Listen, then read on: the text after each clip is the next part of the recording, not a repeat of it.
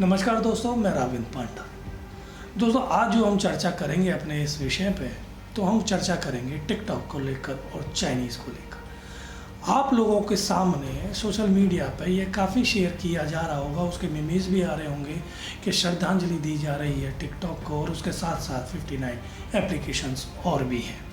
और दोस्तों, ये भी बोला जा रहा है भक्तगणों के अनुसार कि जितने भी टिकटॉक पर काम कर रहे थे वो सब बेरोजगार हो गए। वास्तविकता में ये लोग भक्तगण जितने भी हैं वो सही कह रहे हैं। और दोस्तों, ये टिकटॉक जो है वास्तव में एक रोज़गार का जरिया भी था, जिसकी बदौलत बहुत सारे टिकटॉक यूज़र्स उन सब से अपना घर चलाते थे, रोजी रोटी की व्यवस्था करते थे। लेकिन भक्त इनका मजाक बनाकर बैठ गए। वो ये कहते हैं कि ये जितने भी नाच गाने वाले थे, इनके अंदर कुछ भी टैलेंट नहीं था और ये सारे के सारे टाइम वेस्ट करते थे। तो अब आप मुझे ये बता दीजिए कि जितने भी संसद में कलाकार बैठे हुए हैं, वो क्या सब नच गए हैं? उनके पास क्या दिमाग नहीं है कि वो उनके अंदर कोई टैलेंट नहीं है और वो टाइम वेस्ट करके सरकार के अंदर बैठे हुए हैं और जनता को गुमराह कर रहे हैं? इसका मतलब तो यही है, क्योंकि दोस्तों ये सरासर टिकटॉक क्रिएटर्स को ना लेकर एक कलाकार को बदनाम करने की कोशिश है और कलाकार के जीवन पर एक बहुत बड़ा अहम उंगली उठाने का काम किया है इन भक्तजनों ने। क्योंकि ये जो बेले लोग हैं, मैं बेले क्यों बोलता हूँ और इनको बिन पैंदी के लोटा भी बोलता हूँ और मेरा हैशटैग भी चल रहा है बिन पैंदी के लोटे। दोस्तों, मैं इसलिए बोलता हूँ क्योंकि वास्तविकता में इनके पास कोई क्रिएशन नहीं है, कोई क्रिएटिव मूवमेंट नहीं है कि जिसको ये क्रिएट कर सके। एक ही है कि ये सिर्फ शेयर कर सकते हैं IT सेल के साथ मिलकर। दोस्तों, सुबह से शुरू होंगे और शाम तक पोस्ट पे पोस्ट, शेयर पे शेयर करते रहेंगे और मोदी के गुणगान गाते रहेंगे, चाहे इनके पास खाने के लिए 1 रुपया ना हो। दोस्तों, सबसे बड़े मज़े की बात तो ये है कि इनके खाने के लिए पैसे नहीं होते, खाने के बांधे होते हैं, फिर भी ये लोग मोदी के भक्ति में लीन नज़र आते हैं। दोस्तों, मोदी की भक्ति आप कर सकते हैं, बिल्कुल करिए, क्योंकि ये एक व्यक्ति है, एक राजनेता है जो कुर्सी पर आएगा और जाएगा। एक कुर्सी की अहमियत है, उस आदमी की अहमियत नहीं है। क्योंकि उस कुर्सी की अहमियत इसलिए है क्योंकि वो एक प्रधानमंत्री की कुर्सी है, लेकिन आदमी का महत्व उस कुर्सी से तब हट जाता है जब वो उस कुर्सी की गरिमा को चोट पहुंचाता है, जो कि इन्होंने आजकल ये कर रखा है। दोस्तों, आप ये बताइए कि टिकटॉक एक मजाक, यानी कि देश की जनता के साथ इस टिकटॉक को लेकर एक मजाक बना दिया है। पहले तो पाकिस्तान को लेकर और अब इस टिकटॉक को लेकर। इससे पहले भी इन्होंने टिकटॉक को इस देश से बैन किया था, लेकिन उसके बाद कुछ समितियां बैठी, कुछ गठन हुआ और उसके बाद ये वापस आ गया, फिर लोग लग गए। अब चूंकि मामला इस समय तूल पकड़ा हुआ चीन को लेकर कि चीन ने घुसपैठ करी कि नहीं करी।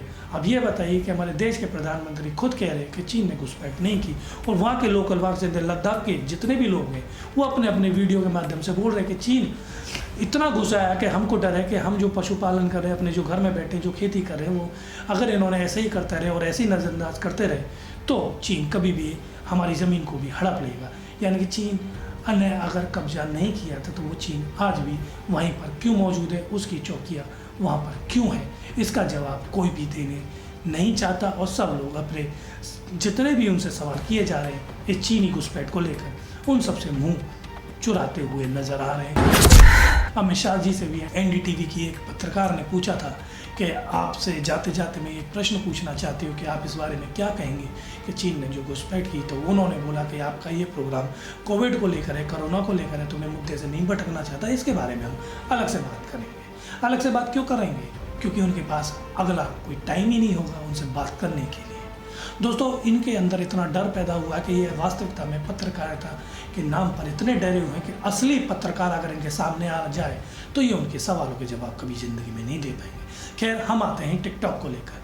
तो टिकटॉक को इन्होंने बैन कर दिया, उसके साथ 59 एप्लीकेशन और कर दी, वो भी तब जब ये चीनी मुद्दा हो रहा। तो क्या इसको ऐसे भी जोड़ सकते हैं कि आप चीन को मुंह तोड़ जवाब दिया टिकटॉक और उसके साथ 59 एप्लीकेशन को बैन करके, लेकिन क्या वास्तविकता में चीन को जवाब मिल जाएगा इन चीज़ों से?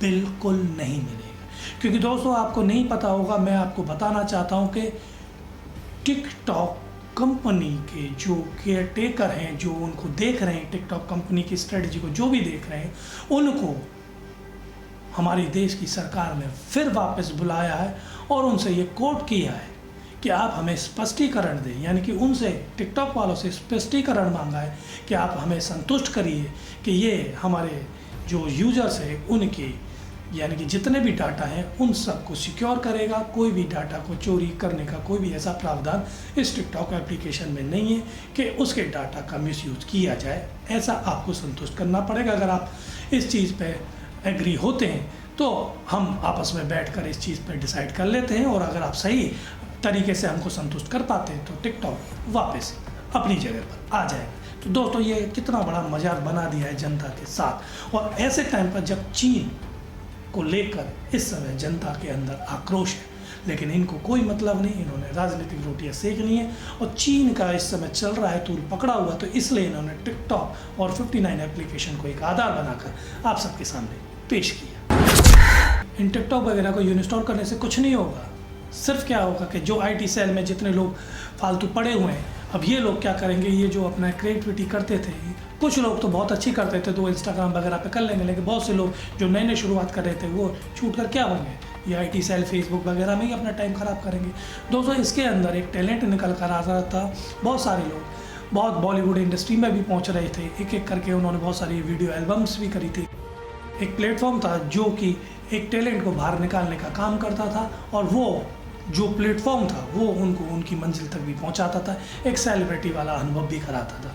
लेकिन ये जो बेले लोग हैं, जो भक्तगढ़ जो बने बैठे हैं, भक्तगढ़ में कहना बड़ा विचित्र लगता है कि इन लोगों को भक्त बोला जाए, लेकिन क्योंकि भक्त क्या होता है, भक्त एक बहुत बड़ा शालीनता वाला शब्द होता है, और वो एक शिक्षा के आधार पर चयनित किया जाता है। और भक्त का लीन यानी कि भक्त जो होता है वो अपने भगवान में लीन होता है। लेकिन जिसको इन्होंने भगवान बना रखा है, इनके राजनेता जो है होते हैं, जिनको ये अध्यक्ष का पद दे देते हैं राजनीतिक क्षेत्र में, वो भगवानों से भी ऐसे लोगों की तुलना करने बैठ जाते हैं। वो कहते हैं कि जनता के ही नहीं अपितु ये तो भगवान के भी भगवान है। ये भी एक चुनावी स्टंट है, क्योंकि बिहार में चुनाव होने वाले हैं। और आप मुझे एक बात बताइए कि जितने भी हमारे जवान होते हैं उनको जवान बोला जाता है, सैनिक बोला जाता है। उनको कभी भी ऐसे नहीं बोला जाता कि ये बिहार से है, ये यूपी से है, ये पंजाब से है, ये बंगाल से है।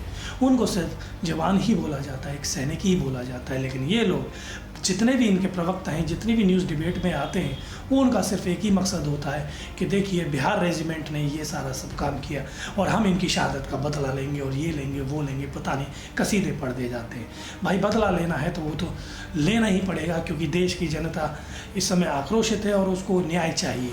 क्योंकि हमारे जवान जो हैं बॉर्डर पे जो बैठे हुए हैं वो शहीद होने के लिए नहीं बैठे हैं। आपकी राजनीति की रोटियां आप कितना भी सेकते रहिए, लेकिन वो हमारा जवान जो है वो हमारे लिए बैठा हुआ है, देश की इज्जत को बचाने के लिए बैठा है, देश को बचाने के लिए बैठा है। लेकिन आप देश को धीमे धीमे बैठकर उसका दीमक बनकर उसको खोखला करने पर नज़र आ रहे हैं। आप एक तरफ तो चाइना से जितनी भी चाइनीज़ की मोबाइल्स कंपनी उन सबसे करोड़ों रुपए का डोनेशन लेते हुए नज़र आ रहे हैं। आप पेटीएम को बैन नहीं कर रहे हैं, आप फ्लिपकार्ट को बैन नहीं कर रहे हैं। स्विगी वगैरह न जाने कितनी बड़ी बड़ी संस्थाएं हैं जो चाइनीज़ की हैं, और इनके इस डेकोरम पर पूरी जनता डटी हुई है और आज भी खरीद फरोख्त का काम कर रही है इन एप्लीकेशंस के द्वारा, लेकिन इनको नहीं बैन किया जाता। पेटीएम आज की डेट में इस समय लाइमलाइन पर ट्रेडिंग पे चल रहा है। हर गरीब से लेकर ऊंचे तबके का आदमी भी उसको यूज़ कर रहा है, लेकिन उसको बैन नहीं करेंगे क्योंकि उससे कमर टूट जाएगी, क्योंकि सोर्स ऑफ इनकम का जरिया वही ज़्यादा है। ये तो छोटी मोटी चीज़ें करते, एक लॉलीपॉप पकड़ाते हुए आए हैं और लॉलीपॉप पकड़ाते हुए ही जाएंगे। दोस्तों, देश की स्थिति के लिए अगर आपको आवाज़ नहीं उठानी है, बिल्कुल मत उठाओ, बिल्कुल मत उठाओ, क्योंकि देश तो वैसे भी इन जैसे लोगों के साथ आ गया है। जो लोग ये हैं, क्योंकि इनका IT सेल बरकरार है, पैसा जो आता है। आप बताइए कि आप लोगों को डीजल पेट्रोल के महंगे दामों को लेकर इतना क्राइसिस आ गया है कि रिलायंस कंपनी ने 2 लाख करोड़ रुपए का लोन चुका दिया। यह पैसा कैसा आ गया इस लॉकडाउन पीरियड में? ये पैसा आप ही लोगों का है। आप टैक्स भरते हो, स्कूल में पढ़ाते हो बच्चों को तो टैक्स भरते हो, और किसी रेस्टोरेंट में जाते हो तो टैक्स भरते हो, घर बनाते हो तो टैक्स भरते हो, रोड पर चल रहे हो तो टैक्स भर रहे हो, आप किसी भी बिजनेस को लेकर आप चलते हो तो टैक्स भर रहे हो। उसके बाद GST FST वैट फलाना ढिमका लग जाता है, आप हर जगह पर टैक्स भर रहे हो। तो यहाँ तक कि अगर आप कोई भी फ़ोन पे बात कर रहे हो तो टैक्स दे रहे हो, आप बिजली का बिल दे रहे हो तो टैक्स दे रहे हो, आप कोई भी चीज़ जैसे गैस सिलेंडर हुआ, घर से कोई भी यूजेबल चीज़ हुई, उन सब के आधार पर आप टैक्स जमा कर रहे हो। तो आप ये बताइए किस जगह पर आपकी देशभक्ति नहीं है? हर जगह पर तो आपकी देशभक्ति है, और देशभक्ति को आप पेट्रोल के कागार पर तोलने लग जाएंगे तो इससे बड़ा बेवकूफ़ कोई और नज़र नहीं आएगा। ऐसे ऐसे लोग हैं, ऐसे ऐसे लोग बैठे हुए हैं इस देश के गद्दार, जयचंद और मुखबिर लोग हैं जिनको कोई मतलब नहीं है। आप उनसे मुद्दे की बात करोगे तो भटका देंगे। मतलब कि इधर आप अगर सेना पर कोई भी बात करते हो कि सेना ने बहुत अच्छा काम किया और सेना को बदला लेना चाहिए, तो वो कहते हैं सेना बदला लेगी, और बिल्कुल लेगी। जब बालाकोट पे अटैक किया था, स्ट्राइक करी थी, तो मोदी जी ने बोल दिया था और सारे मीडिया कर्मी लग गए थे कि मोदी जी आपने खूब करारा जवाब दिया और आपने पाकिस्तान को मुंह तोड़ जवाब दिया। वास्तविकता में आप वास्तव में देश के ऐसे प्रधानमंत्री जो जिसको लाल आँख दिखाते हो सारी दुनिया को, और आप ही देश को चला सकते हैं, और आप देश चला भी रहे हो, बहुत अच्छा देश चला रहे हो। लेकिन जब कोई गलती हो जाती है, कोई बात हो जाती है, कहीं से कोई अटैक हो जाता है और उस चीज़ का भार आप ना लेते हो, आप सीधा सेना पर डाल देते हो कि सेना की लापरवाही है, सेना की गलती है। क्यों भाई, अच्छा हो तो तुम्हारा, गलती हो तो सेना की।